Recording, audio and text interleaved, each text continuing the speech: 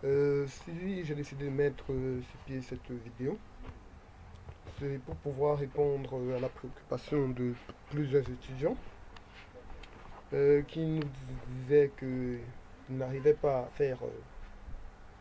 à monter une application Visual Basic avec des enregistrements vers les bases de données MySQL.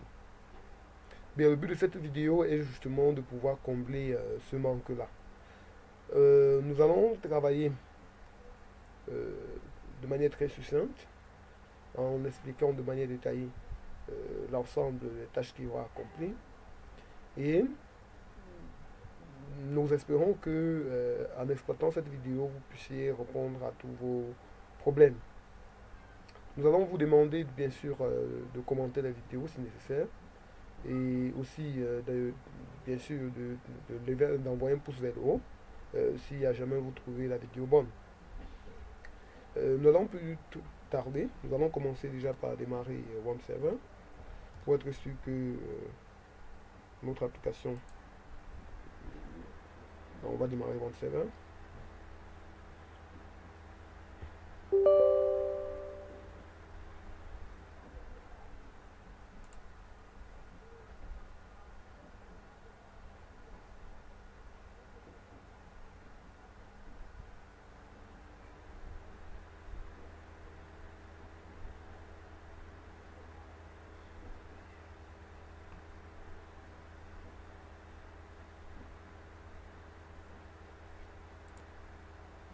Bien, WAMP Server étant démarré, nous pouvons bien sûr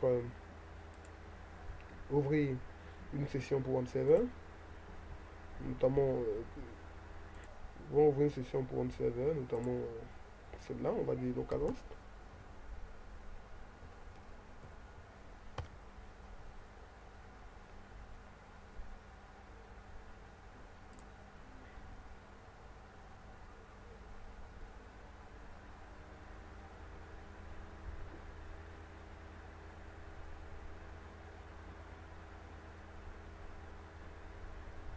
Bien sûr, nous nous rendons compte que les paramètres de connexion ici c'est de route.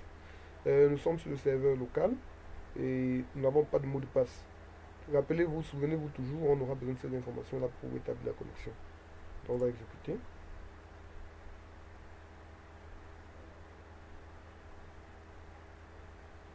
Ok, nous allons créer notre base de données. Nous allons appeler cette base de données-là. Bon, on va appeler BD joueurs. Ok, BD joueurs, puisque nous allons essayer de créer une base de données pour les joueurs. BD joueurs.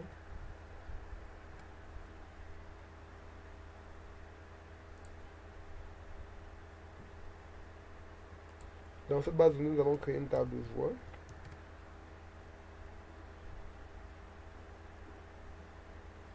Une table de joueurs, bon, pour cette table de joueurs là, nous allons donner à cette table là les 4 attributs, donc comme ça. Le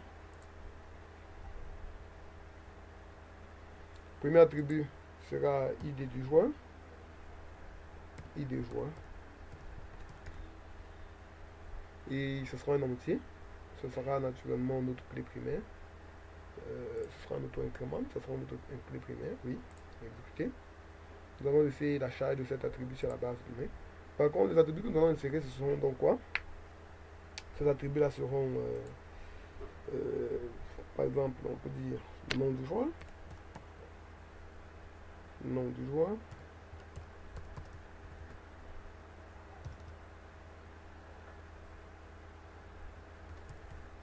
nom du joueur, on peut dire l'adresse du joueur,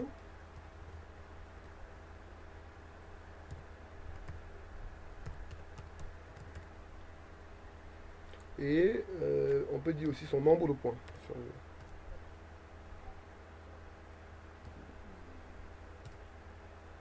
Nombre de points.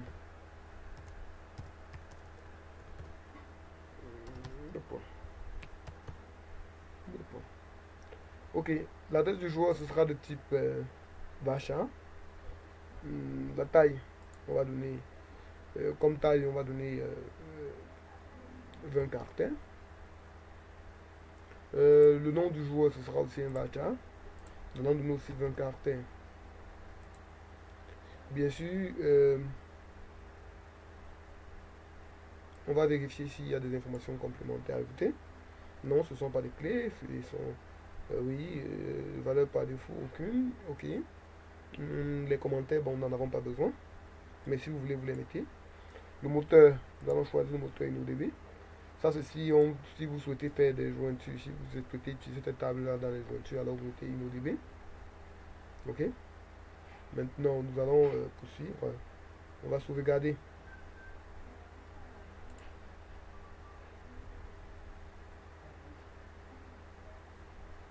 Bien, notre table B de joueur est créée. Bon, bien sûr, c'est vrai que c'est pas tout à fait écrit joueur, mais bon, B de joueur. Avec à l'intérieur de laquelle on a une table, la table joueur, qui a les attributs que voilà. Ok, nous allons maintenant retourner dans Visual Studio.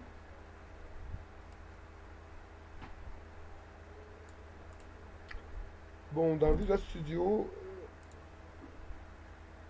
nous allons aller sur Toolbox. On va insérer d'abord des panels. Nous aurons besoin d'insérer deux panels. Ok.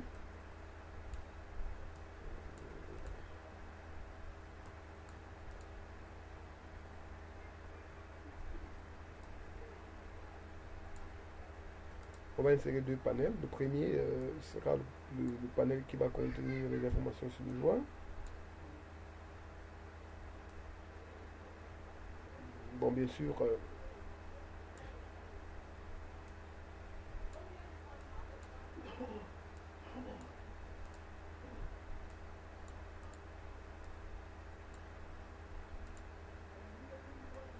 le deuxième panel va contenir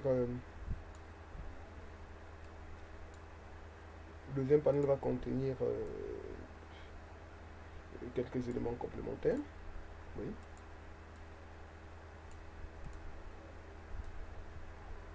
Les éléments complémentaires seront les boutons, tout particulièrement, parce que nous allons insérer plus les boutons là.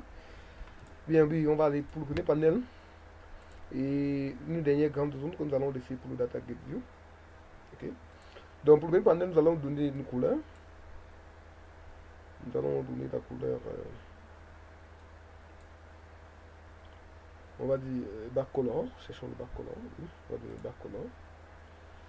On va aller sur custom, oui. Et pour le backcolor, on va donner quelle couleur, hein? On peut donner une couleur, bon, donnons une couleur un peu grisâtre. Bon, c'est vrai que cette couleur-là n'est pas tout à fait intéressante. Bon, donnons une couleur un peu sombre, oui. Ça va pouvoir aller.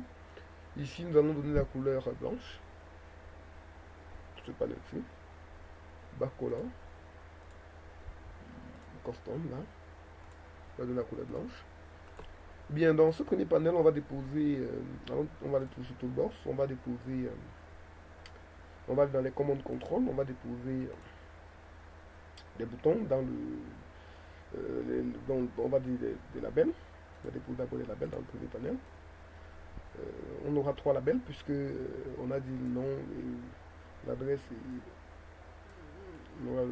on a trois labels. Puisque nous avons dit, on avait besoin, on a dit le nom du joueur, oui.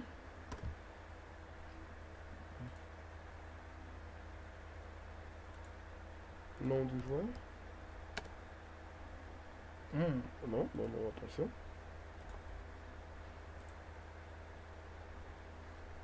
Ici, nous allons aller ici, double-clic là. Oui, c'est ça. On va dire nom du joueur. Ensuite, bon, vraiment, il faut qu'on arrange cet élément dans le nom du joueur. Val de pardonner, mais il va falloir qu'on arrange son font. Ok. Me pardonnez si je me sens obligé de toucher ça. Parce que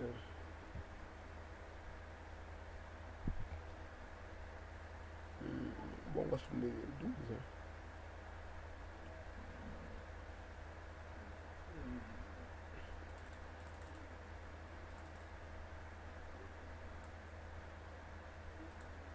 Non, oui. Ok. On va se donner, après le nom du joueur, quelle est la deuxième propriété que nous avons mise? Nom du joueur, adresse du joueur et nombre de points. Adresse. Oups.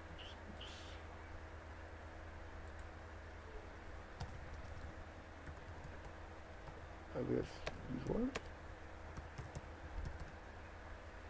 L'adresse du joueur. Adresse du joueur. Nombre de points.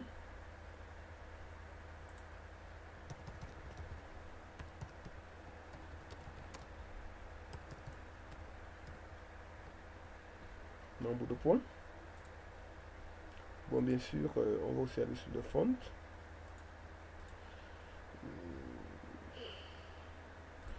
On peut d'abord revenir ici sur le font là. Lucas 108. Lokida. On va appliquer le même font ici.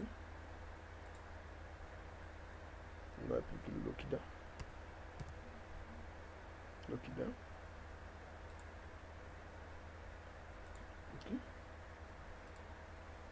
Bon, la taille, je crois que la taille, on devrait donner 12. Hein.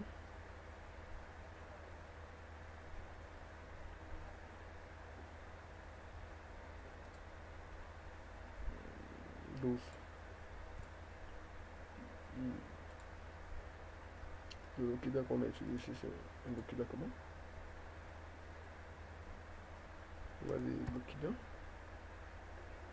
Ok. Pareil ici. On va supprimer le Lokida. Taille 12. 12 et ici on va mettre Lokida.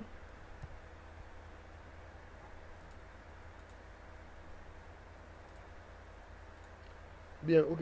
Une fois que nous avons fait ça, nous allons insérer maintenant, nous allons aller sur Toolbox, nous allons insérer,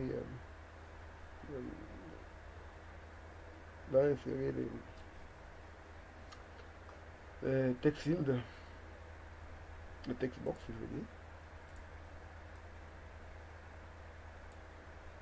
Nous devons insérer 3 text box. Bien sûr, vous allez les agrandir un peu.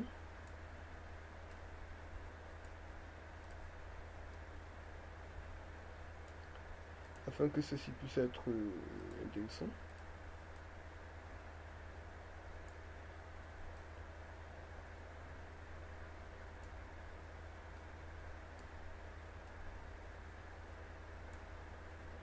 Ok, ah oui.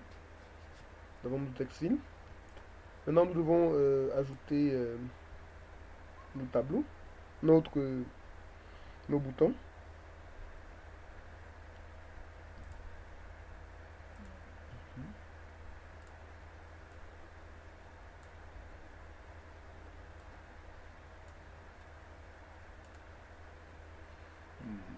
Bon, on aura le bouton. On va avoir le bouton.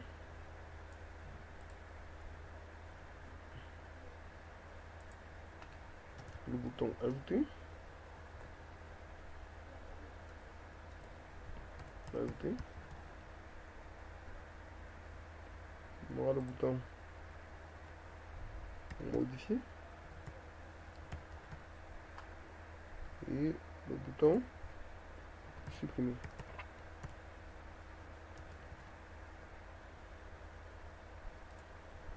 Bon, oui, il va falloir agrandir un peu ce bouton, qu'il ait un peu une taille intéressante. Pareil pour ce bouton là.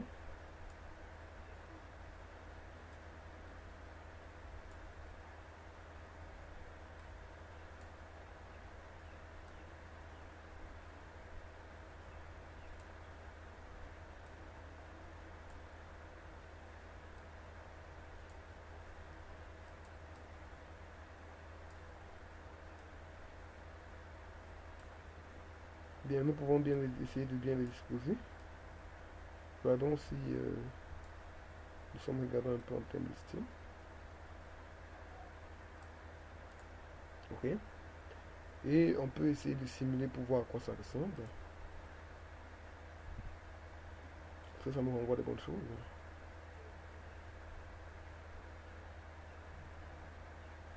Oui, ce n'est pas mauvais.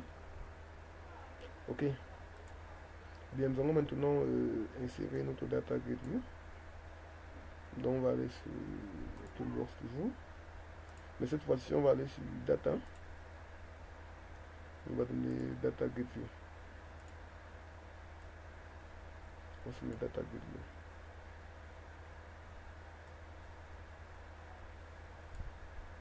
Le Data Grid View. Là.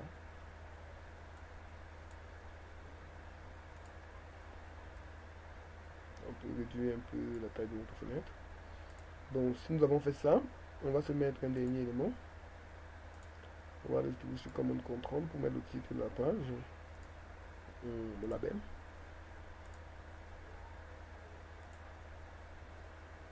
Ce label là, on va aller sur la propriété texte.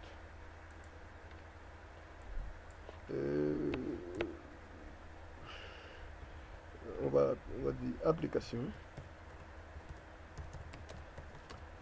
L'application de gestion des joueurs. Ok, on va appeler ça cette application de gestion des joueurs.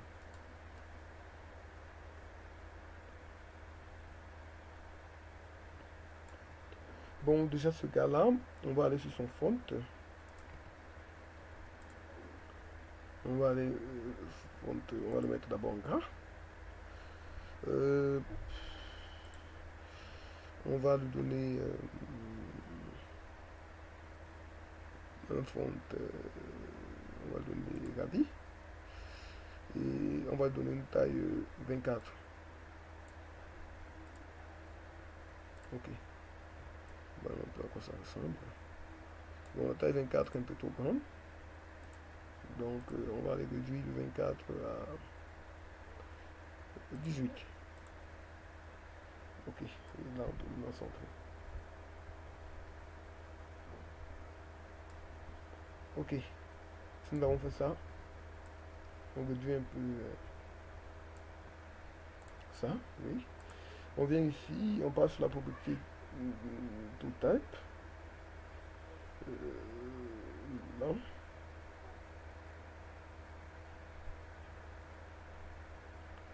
On va aller sur la propriété ToolType.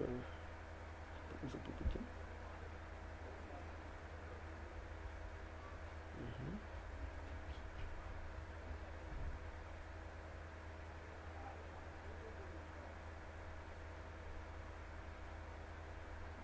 Bon oui, si nous ne la trouvons pas, ok, on va se dire